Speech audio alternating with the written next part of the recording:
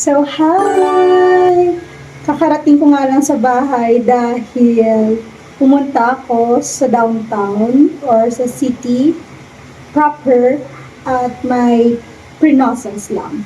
So, while on the way home, I saw a thrift store, my ultimate favorite thrift store of all time, and very affordable lang talaga siya. So, I got myself an ukay tree! Let me do a haul with regards sa mga pinamili ko sa ukay-ukay. Let's go! First, let's try on yung rainbow dress na ito. Or like ang colorful dress na ito. So, ito siya for the first dress that I bought. Super ganda niya talaga. And mind you, if you want like labas-labas yung suso mo or like yung cleavage mo, pwede mong ganyanin.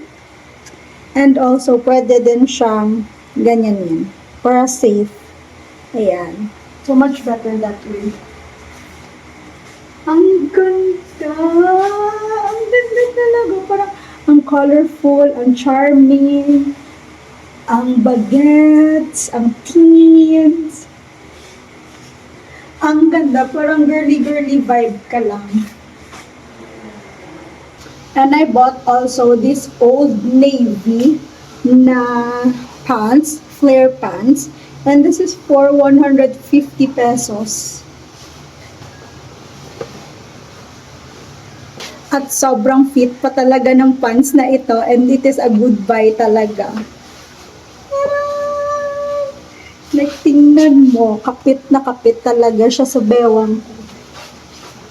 Like my butt.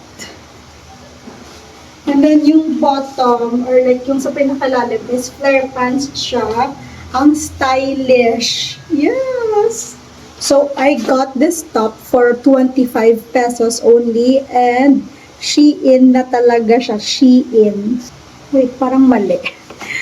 Para ito yung likod. Pero okay naman siyang maging front. So, ayan, much better. Ito yung top na tag 25 pesos. And sobrang ganda niya. Sobrang bagay niya dito sa pants. And this is the second one. Wala siyang tags. So, nilagay ko yung VV sa likod. Ayan. Pero pwede naman siguro itong ma-interchange, no? I always dream to have a yellow top talaga. Kasi sobrang nakakabigay ng energy. At nakaka-light kapag tinitingnan ang color yellow. Diba? Like, ang sanag-sanag niya.